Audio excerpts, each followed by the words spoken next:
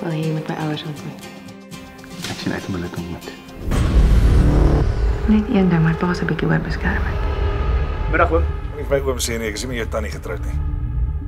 Wie is Stewald? My ex. Jy weet dit gaan nie werk nie.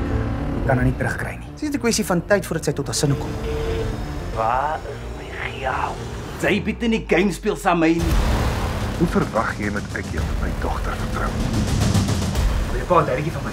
En wat gaan jy doen? Dis altyd daai een. Hou ek van jou, Die een van wie jy droom. deur die jare gekom. Met jou maag laat raai. Die een wie se vat jou altyd by. Ek is lief vir jou, Ellie.